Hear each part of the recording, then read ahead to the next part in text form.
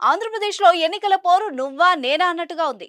Polling కు count down మొదలైంది. ప్రచారంలో పార్టీల అధినేతలు దూకుడుగా వ్యవహరిస్తున్నారు. ప్రధాని మోదీ, కాంగ్రెస్ అగ్రనేత రాహుల్ గాంధీ కూడా ఏపీ బాట పట్టారు.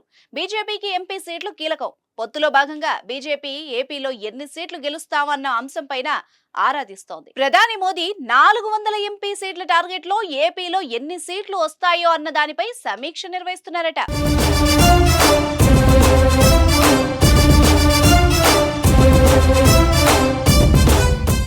ఎన్డీఏ కూటమిలో బీజేపీ 6 ఎంపీ 10 అసెంబ్లీ స్థానాల్లో పోటీ చేస్తోంది. బీజేపీ పోటీ చేస్తున్న 6 పార్లమెంట్ నియోజకవర్గాల్లో ప్రధాని మోదీ 3 పార్లమెంట్ సెగ్మెంట్లలో 2 రోజుల పాటు పర్యటిస్తారు. మే 6న మధ్యాహ్నం రాజమండ్రి బీజేపీ పార్లమెంట్ అభ్యర్థి దగ్గుబాటి పురంధరేశ్వరి, ఎమ్మెల్యే అభ్యర్థుల విజయాన్ని కాంక్షిస్తూ సభలో ప్రసంగిస్తారు. సాయంత్రం 5:45 విశాఖపట్నం ఎయిర్పోర్టుకు చేరుకుని అదే రోజు సాయంత్రం అనకాపల్లిలో సీఎం రమేష్ ఎమ్మెల్యే అభ్యర్థుల గెలుపు కృషి చేయాల్సిందిగా ప్రజల్ని ఉద్దేశించి మాట్లాడతారు.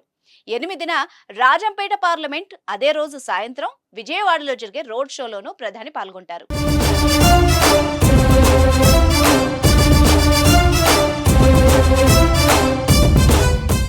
అయితే ప్రధానితో పాటుగా ప్రచార సభల్లో టీడీపీ చీఫ్ చంద్రబాబు, జనసేన అధినేత పవన్ కళ్యాణ్ పాల్గొంటారు. ఏపీలో 3 పార్టీల కలయికతో రాష్ట్రంలో అధికారంలోకి రావడంతో పాటుగా మెజార్టీ ఎంపీ స్థానాలు గెలుస్తామనేది చంద్రబాబు, పవన్ నమ్మకం. వైసీపీ పైన ప్రజల వ్యతిరేకత, కూటమికి పట్టం కడతారనేది ఇరు నాయకుల విశ్వాసం. దేశవ్యాప్తంగా 400 సీట్లలో గెలవాలని మోదీ లక్ష్యంగా ఫిక్స్ చేసుకున్న విషయం అందరికీ తెలిసిందే. కేంద్రంలో తిరిగి ఎన్డీఏ హ్యాట్రిక్ కొట్టడం ఖాయం. మెజార్టీ తగ్గినా ఎన్డీఏ ప్రభుత్వం ఖాయమని టీడీపీ నేతలు భావిస్తున్నారు. ఇక రాష్ట్రంలో అధికారం ఎంత ముఖ్యమో బీజేపీతో సత్సంబంధాలు అంతే అవసరమన్న అభిప్రాయంతో ఉన్నారు టీడీపీ, జనసేన అధినేతలు. అయితే బీజేపీ పోటీ చేస్తున్న 6 ఎంపీ స్థానాల్లో ఆ పార్టీ గెలిచే సీట్లు, దక్కించుకునే ఓట్లు 2 పార్టీల నుంచి ఓట్ల బదిలీ కీలకం కానుంది. బీజేపీ అభ్యర్థుల గెలుపు కోసం చంద్రబాబు, పవన్ చేసిన ప్రయత్నాలు బీజేపీ పరిగణలోకి తీసుకునే అవకాశం ఉంది. దీంతో బీజేపీ గెలిచే సీట్ల శాతం కూడా టీడీపీ, జనసేనకు ఏ మాత్రం తగ్గకుండా ఉండాల్సిన అవసరం ఉంది. చంద్రబాబు, పవన్లు కమల్నాథుల గెలుపు కోసము శ్రమించాల్సి వస్తుంది.